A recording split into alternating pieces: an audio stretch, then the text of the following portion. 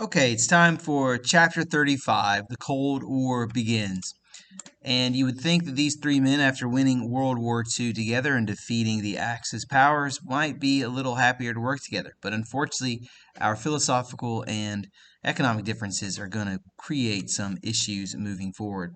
That brings us to the first, or one of the main meetings that they had, FDR, Churchill, and Stalin meeting at Yalta, where that picture is from. And that's in February 1945, where they wanted to discuss what are we going to do with Europe after the war is over. So what we allow to happen, because Stalin, we want to work well with the Soviet Union because we are allies. We allow in the territories that he had gained as he invaded Germany to their east, we wanted to give him the ability to allow them to give free elections, let them choose their government. The problem is that Stalin would eventually not keep his promises to allow those free elections. So many people look back and see FDR as giving in and selling out Poland and those other Eastern European nations and not standing up for capitalism and democracy. So this will end up being a divisive thing for America between ourselves and the Soviet Union because they are not allowing the nations they had previously captured to choose their own governments and instead are forced to become communist.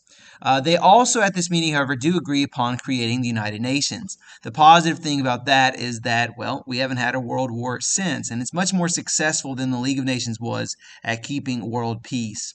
So, with all that said, Stalin does agree there to also help out against Japan. And this is very much our feeling out. Are we going to continue being allies? Are we going to be friends after the war is over?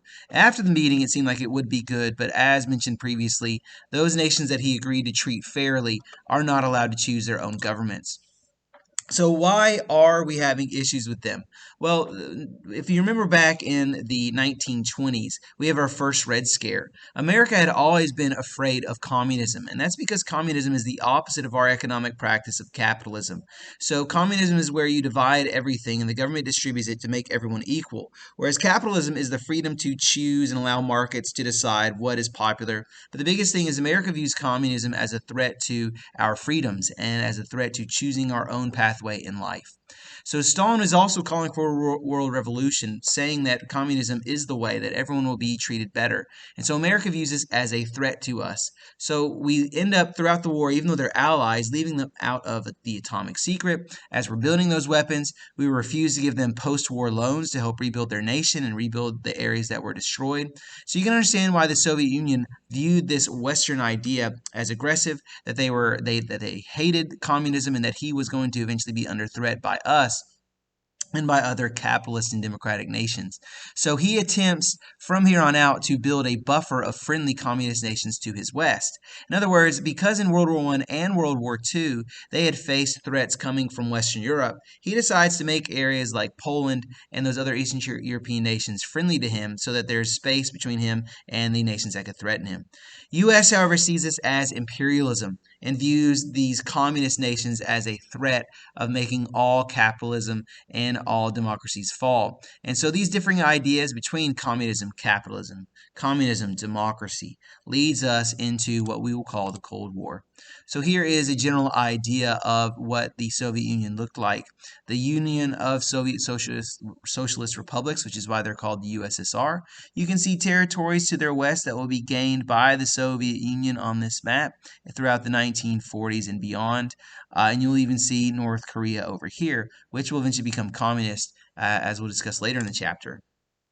So, to get away from the Cold War for just a minute, seeing what America does after World War II is completely different from what we did after World War I. After World War I, we tried our best to be as isolationist as possible. However, after World War II, we see ourselves as a leader in rebuilding the world and also keeping world peace.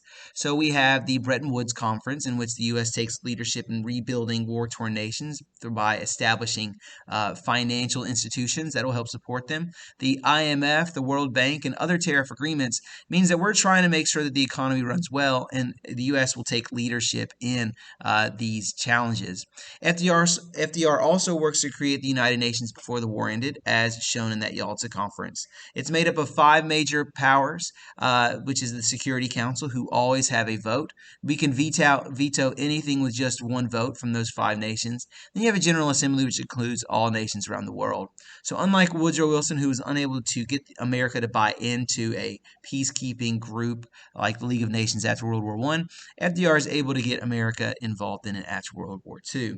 And there are many successes, especially early successes, in dealing with conflict throughout the war or after the war. Then you have the problem of Germany. What to do with Germany after the war is a source of debate. You have the Nuremberg trials, which punish Nazi leaders, but the Allies argue, forget how we handle the Nazis, how do we handle Germany moving forward? So this leads to the Potsdam Conference. At the Potsdam Conference, we decide that we will divide Germany into 4 different sections. So this map shows the 4 different regions. You can see that the United States, the British, the French, and the Soviets all have a different part of Germany following the war. The problem is that one of those nations has a completely different view of what the world should look like, and also what Germany should look like. Furthermore, you can see broken down in this tiny little box, the capital of Berlin is also divided into those same type of zones. So what happens is, as we're discussing post-war reparations, Stalin says that he is owed a lot of money by the Germans. America, remembering that, hey, that kind of caused some major issues that led to World War II, decide to refuse to allow the Soviets to get money from the Germans for the damages done to them. Because of this, Stalin gets really angry, and he begins tightening his grip on the city of Berlin. And he actually blocks them off from receiving supplies to feed and take care of their people. So Truman, not wanting a military conflict, begins using what we call the Berlin Airlift, dropping supplies to people living in Berlin to skip over the blockade that Stalin had put on it. So after nearly a year of these air deliveries, Stalin decides to back off and gives up on getting reparations from Germany. Regardless, the division of Germany in Berlin is going to last all the way into the 1980s, and if I'm not mistaken, into the early 1990s, if it hasn't fallen and united by then. And this city and this country becomes a symbol, because you have Eastern Germany, which is, well, communist, East Berlin, which is communist, and then West Germany. So which one is doing better? Which one feels like it's being treated better? It's going to be a source of conflict. So then we have what is, if you're going to look at one slide and remember a lot of information off of it, this is probably it. This is the key to the next 40 years of American diplomacy. So we are afraid of Stalin's aggression, and we're also afraid of communism. And we'll be talking about the second Red Scare in a bit. But America feared that Stalin was going to eventually lead to warfare and the spread of communism across the world. So George Kennan, the U.S. representative to Moscow and to the Soviet Union, he sends a long telegram back to Washington on how we can handle and stop the Soviet Union. And that's where we get the term containment. Containment is the idea by George Kennan that says that the Soviet Union can only continue to exist and strengthen itself by spreading. The only way they get better and better and won't collapse on itself is if they get more communist allies and nations to join them. So the idea in containment and George Kennan's long telegram is we need to stop the spread of communism anywhere and everywhere around the world. If we do that, that will bring about the collapse of the Soviet Union. So George Kennan writes in his long telegram that we need to contain communism in the Soviet Union and don't let it spread. So Truman decides to adopt this strategy in what is creatively known as the Truman Doctrine. The U.S. pledges in his speech that he is going to support any free people from the threat of communist plots or aggression. So he announces in this speech as well that 2 nations, Greece and Turkey, both who are facing outside pressures to become communists, their governments are either under threat of war or maybe being torn apart or maybe being undermined by Soviet spies or communist groups. He says that we need to send $400 million to support those nations and keep them capitalist and non-communist. And so this is the beginning of America spending money to make sure that the world does not turn communist. This is followed up in the next couple of years by the Marshall Plan. The Marshall Plan uses U.S. wealth to keep European nations free from the temptation of communism. As we've talked about in previous chapters, when nations face radical economic issues, they look for radical solutions, communism being among those items. And so $12.5 billion will be spent and sent to European nations and other nations around the world to help them resist. So here is a view of the money that we send around the world to stop the spread of communism. $8.9 billion to other Asia and Pacific nations, $1 billion to others in the Southern Pacific. And then you have $35.3 billion sent to nations in Europe. So this money was going to keep them our allies and keep them from turning communist. And again, the main idea, if we can keep their governments stable and happy, they will avoid becoming communist nations. And of course, here is the political cartoon poking fun at that idea. A side note here, a little related to the post-war stuff and Cold War, but something we'll just touch on, is the creation of Israel. Where does the nation of Israel come from, and why do we have so much conflict about it? After the war, feeling bad for the Jews who had been mistreated during the Holocaust, America backs the UN resolution to create the nation of Israel. This also allows access to oil for European recovery.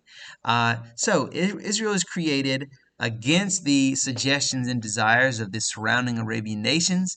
They warn of the consequences, and it may not surprise you that this is part of the reason why we continue to have such conflict with Middle Eastern nations, because we begin the post-World War II era by creating a nation out of nothing and saying that it is, well, going to be there. America begins to rearm, so continuing the idea of the Cold War and containment. Naturally, you can understand why Stalin would see that we are not exactly going to be the best of buddies going forward.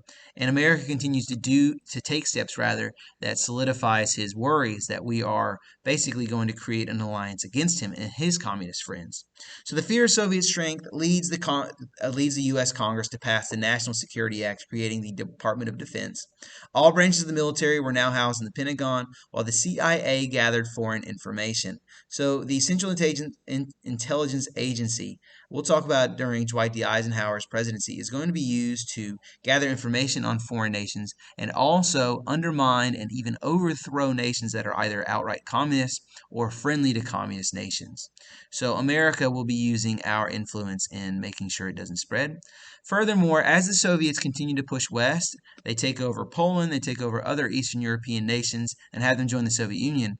The U.S. decides to join other Western democracies in a military alliance.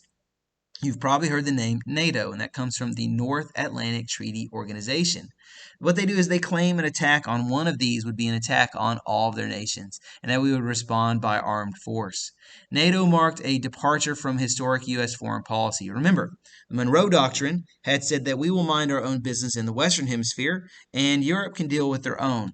George Washington's policy was to not form any permanent alliances. And even after World War I, we continue to isolate ourselves from world affairs. NATO, however, marks a massive departure because we are now in a permanent alliance with nations across the ocean, promising that should war break out, we will be there to defend them. So as you can see from this map, NATO includes initially those Western European nations like United Kingdom and France, our allies in both world wars, because we're afraid that nations to the east will eventually push into this area and attack, namely the Soviet Union. So after creating NATO, you can see that some of these Eastern European nations join in the 1990s and beyond, and that's because the Soviet Union collapses. But Stalin's reaction to the creation of NATO is to create his own group called the Warsaw Pact. So those nations in red, they also say, hey, if any Western nation or if any nation at all attacks one of these nations in the Warsaw Pact, we will attack you. So what we see, despite a lot of positive things from American foreign policy, creating the United Nations and other things, America and the Soviet Union draw a line in the sand in Europe. Red versus blue, communism versus capitalism. The idea that if any of these nations attack each other, we are basically guaranteeing World War III. So, despite having the end of World War II and what seems like world peace on the horizon, the struggle between America and the Soviet Union to create a post-war world in our own vision, this competition between our differing philosophies and economies and political ideas lead to the Cold War and a very tense next 3 to 4 decades. Okay, so that's the first half of the chapter 35, the beginning of the Cold War. Hopefully you learned a good bit here. If you have any questions, let me know. I'll later be posting the second half of chapter 35, and we will wrap all this up. Until then. These gentlemen say, have a good day.